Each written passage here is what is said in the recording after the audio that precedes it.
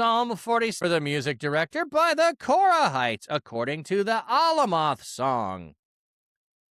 Alamoth style, a song. Sorry, read that wrong. God is our strong refuge.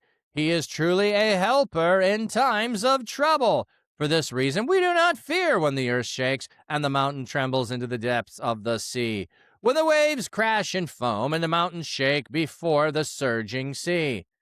Selah.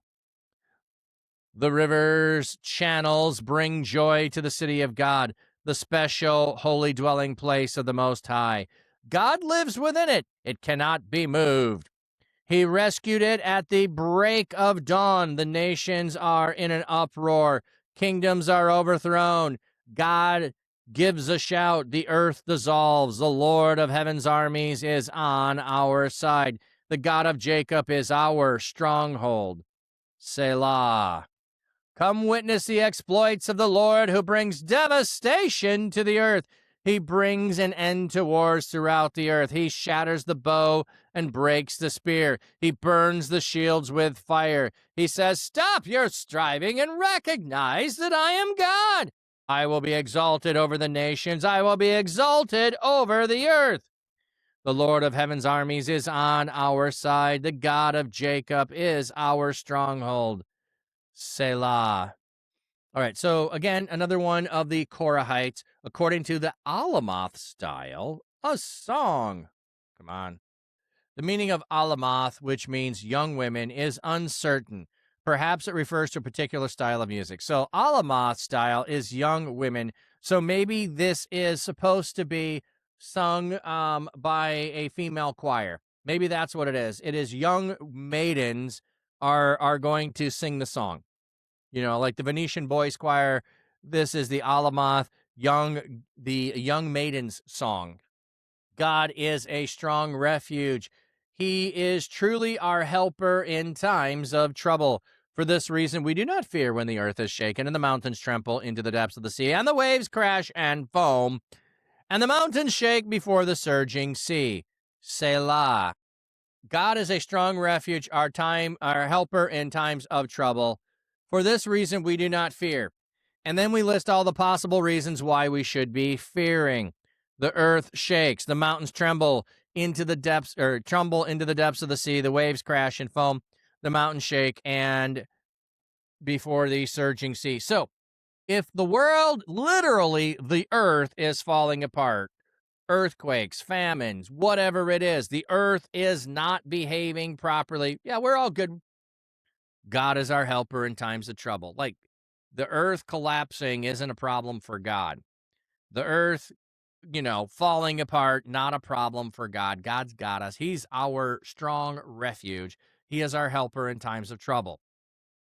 Don't matter what's going around in the earth. Earthquakes don't matter. Cyclones don't matter. Typhoons don't matter. Hurricanes don't matter. Tornadoes, not to matter at all. Nothing matters. We're all good. God's got us. So, love that imagery there. Again, we do not know exactly what Selah is. On some level, I think a way of doing it would be to have a musical interlude between that, so you're reflecting upon what was just song, but it could just be a quick pause. Do you say Selah, or is Selah an action you do? Not sure. The river channels bring joy to the city of God. Lord of heaven's armies is on. So the river channels bring joy to the city of God, the special holy dwelling place of the Most High God. So I think we could think of this as God's dwelling place in general, but maybe specifically the holy place of the divine. The adjective holy is used here as a substantival manner and placed in construct with the following noun. The holiest, holy place, the LXS assumes the PL makes holy and takes the following form, his dwelling place. The plural form of dwelling places is probably a plural of degree. Okay, so the dwelling place of the Most High may not be thinking about the temple here, but it could be reflected in the temple. Rivers, channels bringing joy to the city of God. Well, rivers are a source of life, so having flowing rivers are going to bring gladness because of that. So it doesn't mean that we actually have to have rivers if we're thinking of a heavenly realm, of the dwelling place of God, of the holy dwelling place, of the Most High. Doesn't matter. We're talking in poetic language of abundance and things that bring joy. That's what we have. So if we're talking about the ethereal kingdom or the divine kingdom in the spiritual realm, we could still describe it this way because it's how we can grasp it. The image is what's important. The meaning of the image is what's important, not the actuality of the image.